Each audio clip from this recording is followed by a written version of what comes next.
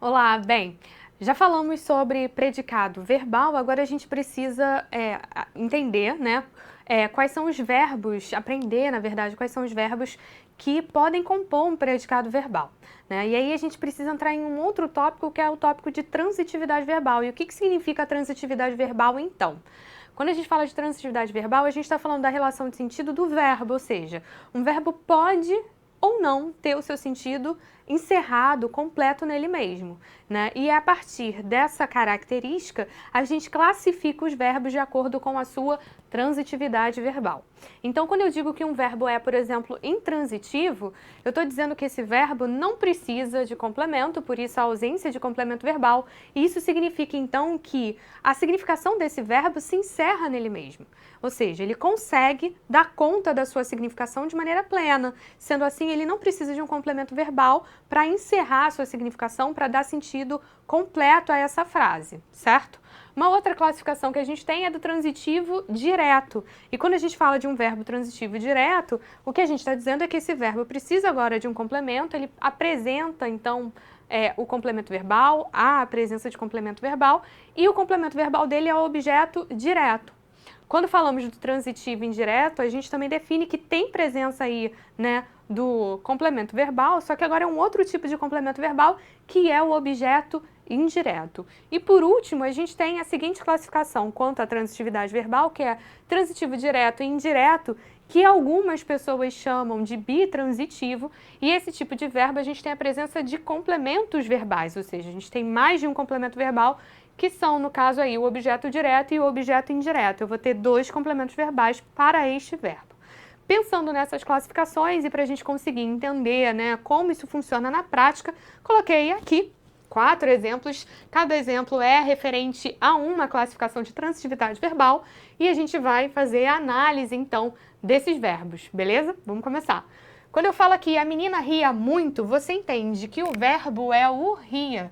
Só que quando eu falo que alguém ri, quem ri, ri.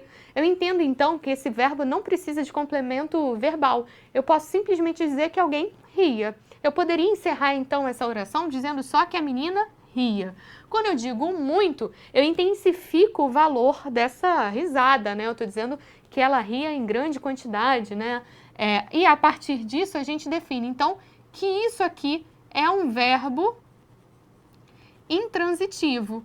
E ele é intransitivo porque não precisa de complemento verbal para sua significação ser completa, certo?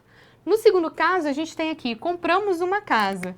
Quando a gente olha para o verbo comprar, o que a gente identifica é o seguinte, quem compra, compra algo, né? Compra alguma coisa. Então, o que a gente acabou de definir é que isso daqui é um verbo, mas agora a gente está lidando com um verbo que é transitivo direto. E por que ele é transitivo direto e não indireto?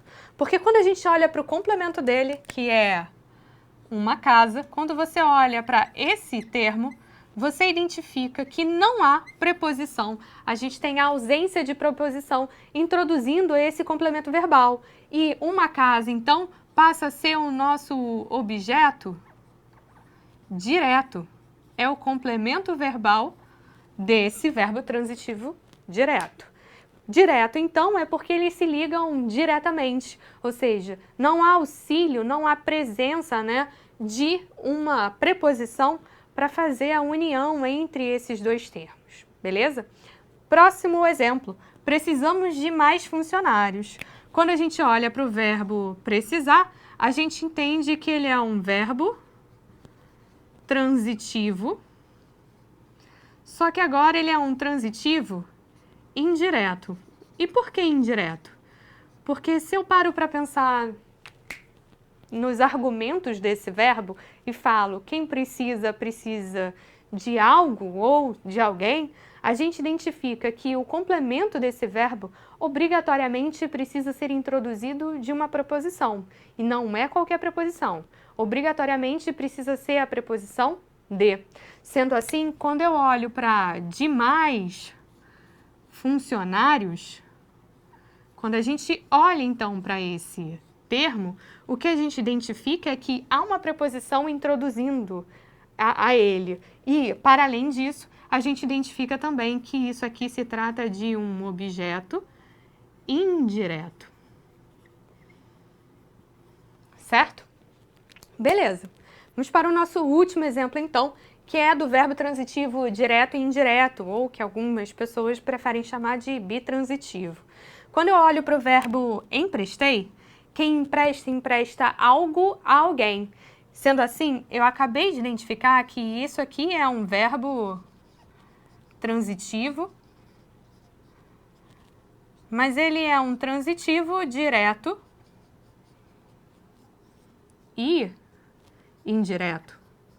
O que a gente precisa agora é identificar quem exerce o papel de objeto direto e, portanto, não tem preposição, e quem exerce a função de objeto indireto e a gente tem a presença de preposição. Olha só, quando eu olho para emprestei o meu caderno a um amigo, o que a gente percebe é que o meu caderno não tem preposição.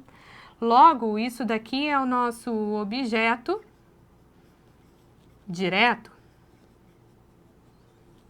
Agora, se olharmos para a um amigo, vou até mudar a cor, a gente começa a identificar que esse a um amigo, esse a é uma preposição.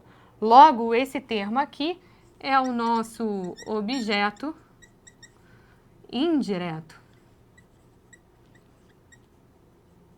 E, de fato, estamos lidando, então, com um verbo transitivo direto e indireto. Bem, sobre transitividade, é isso. Até um próximo vídeo. Tchau, tchau!